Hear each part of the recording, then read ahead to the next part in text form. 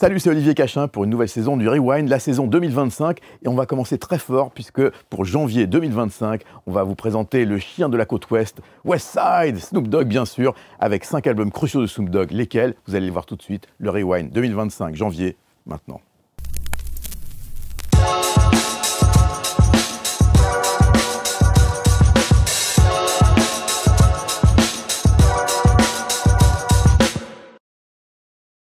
Quoi de mieux pour commencer ce rewind sur Snoop Dogg qu'avec les débuts de Snoop. Snoop qui se lie d'amitié avec Dr. Dre et qui va sortir un morceau sur la BO d'un film Deep Cover.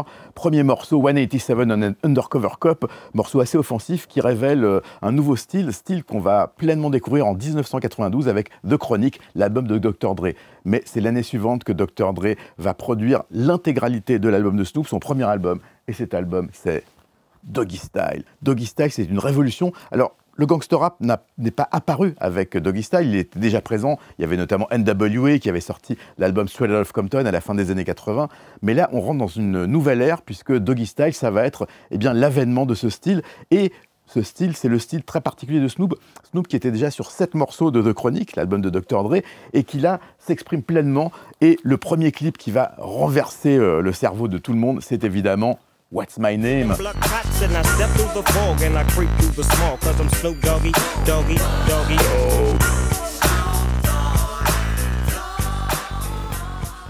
What's My Name avec un sample de Atomic Dog, le morceau fameux de George Clinton, pour ceux qui connaissent le P-Funk.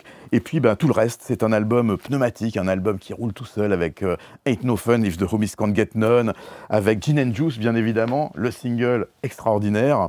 Et puis cette série de vidéos incroyables tournées à Long Beach, Englewood, dans le quartier de Compton, bref, dans la West Coast, puisque cette fois, c'est sûr, New York est battu. En tout cas, en termes de vente, au début des années 90, le rap américain, c'est la West Coast avec Doggy Style. Doggy Style qui va donc être un album qui va susciter beaucoup de controverses, d'abord à cause de sa pochette, considérée comme sexiste par certains, et puis il ne faut pas oublier qu'au même moment où l'album sort, eh bien Snoop Dogg a un petit problème, pas grand-chose, il est juste accusé de complicité de meurtre et il va subir un très long procès qui techniquement aurait pu l'amener à la peine de mort.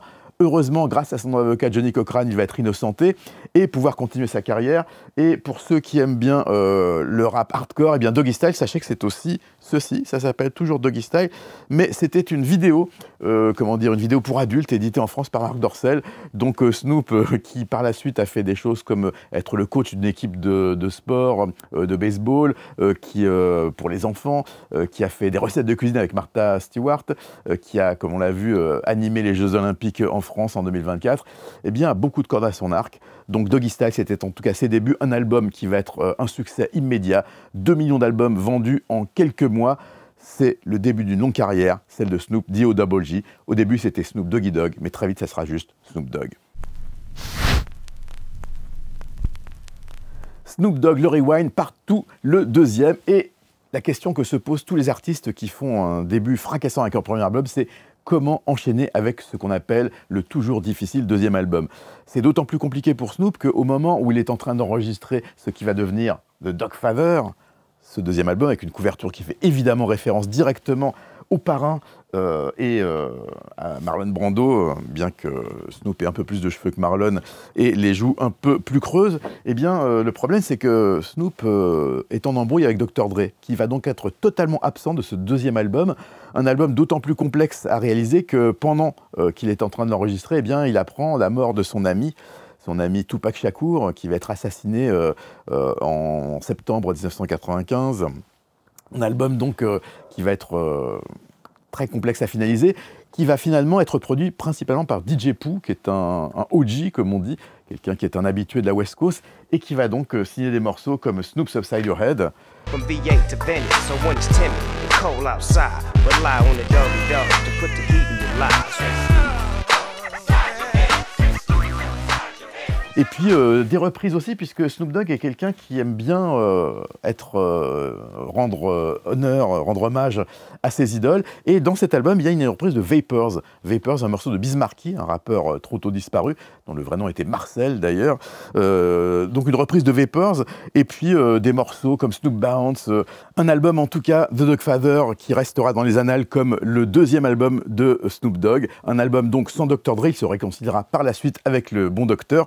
Ça a été l'occasion d'aller le rencontrer d'ailleurs en Californie. George Price, qui était son manager, un sacré bonhomme, nous présentait le Snoop. Snoop, un peu traumatisé par la mort de Tupac donc, mais qui a quand même réalisé un album de qualité, même si évidemment ça n'est pas le meilleur, mais rien que pour l'histoire qui entoure ce Dogfather, eh bien ça valait le coup. Donc le Dogfather, c'était le retour de Snoop Doggy Dogg, qui bientôt, on le disait, s'appellera plus que Snoop Dogg.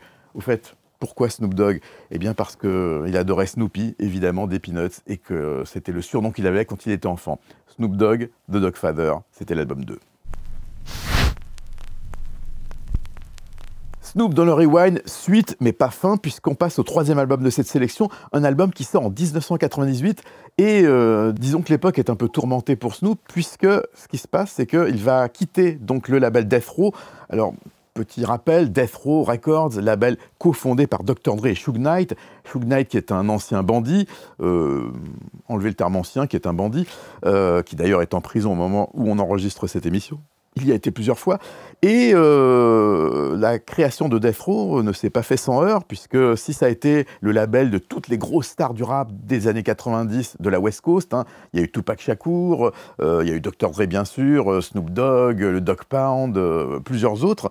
Mais c'est aussi un label qui s'est construit sur la violence et la fureur. Et quand Snoop quitte Death Row, eh bien, il doit trouver une autre maison qui va lui garantir en quelque sorte sa sécurité et puis lui permettre de continuer d'enregistrer.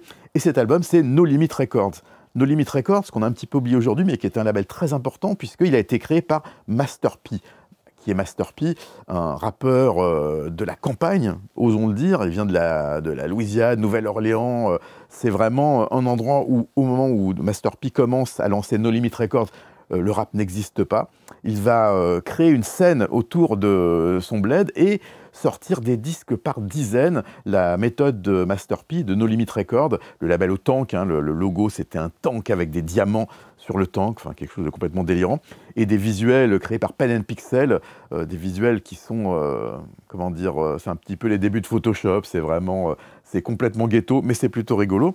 Et c'est donc chez Master P, chez No Limit Records, que Snoop va signer pour l'album That Game Is To Be Sold, Not To Be Told, une réflexion, un titre inspiré par James Brown, et un album qui donc visuellement reprend les codes, comme on le disait, très kitsch de No Limit Records, avec des chiens avec des museliers en diamant, lui avec un énorme cigare, des bagues aux doigts, un chapeau façon Les Incorruptibles, et puis des morceaux comme I Can't Take the Heat, avec un sample de Loose End, le groupe de soul anglais.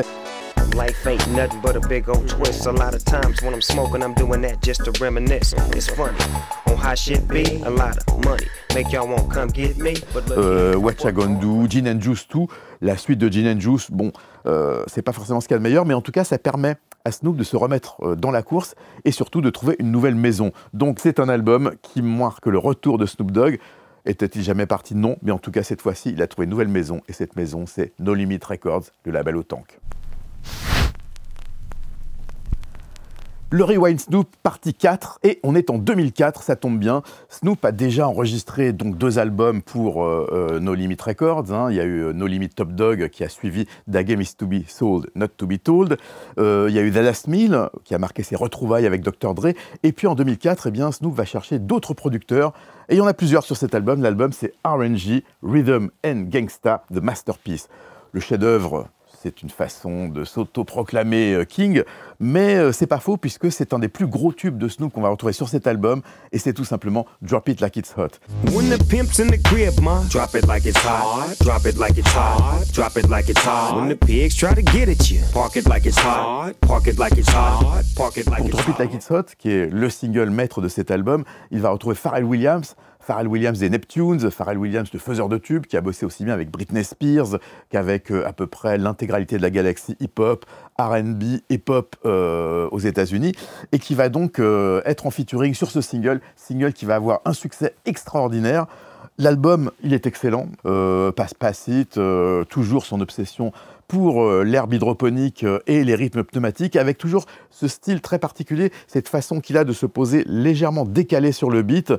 Snoop est, au moment où sort cet album, déjà une légende. Il va se réinventer encore plusieurs fois, mais pour ce qui est de 2004, c'est l'année de Drop It Like It's Hot, l'année de cette masterpiece R&G, Rhythm and Gangsta. Gangsta toujours, mais un gangsta qui s'élargit de plus en plus dans ses activités, puisqu'il va s'occuper de vendre de l'herbe, légale je vous rassure, de tourner des films, puisqu'il est aussi acteur, et en continuant une carrière discographique assez pléthorique, puisque les albums sortent, se multiplient. Il y a aussi Death Row qui va sortir un best-of un peu crapuleux avec des vieux fonds de tiroir. Bref, plein de choses, mais en tout cas, ce qui est sûr, c'est que Drop It Like It's Hot, c'est un des tubes de l'année 2004, et il est signé Pharrell Williams et Snoop D.O. Double G. Snoop Dogg, le Rewind, 5e partie, et ça n'est pas fini, loin de là. Comment se réinventer une nouvelle fois quand on est le Snoop D.O. Double G? Eh bien, en 2013, l'idée qu'a Snoop, Calvin Brodus de son vrai nom, c'est de changer d'identité et de changer de style.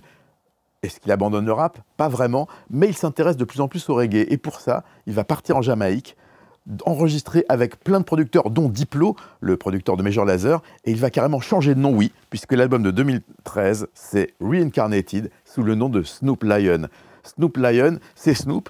Snoop métamorphosé en, non pas en artiste de reggae, mais en aficionado du reggae, qui va emprunter certains codes du reggae et qui va fumer énormément de joints avec les Rastas locaux, puisqu'il se fait introniser eh bien, Snoop Lion par les vrais Rastas de Jamaïque. Donc un album assez étonnant, avec beaucoup d'invités. Il y a aussi bien des gens comme Drake qui viennent en featuring sur No Guns Allowed. Il y a Akon, le rappeur américain-africain. Isa, Rita Ora, plein d'autres un peu moins connus. Popcaan aussi pour ceux qui aiment le dancehall. Et puis, eh bien, voilà, Snoop en 2013, c'est ça. C'est cet album complètement étonnant. Busta Rhymes aussi est présent. Un album qui a été pas mal critiqué à l'époque, mais qui reste une espèce de curiosité dans la carrière de Snoop.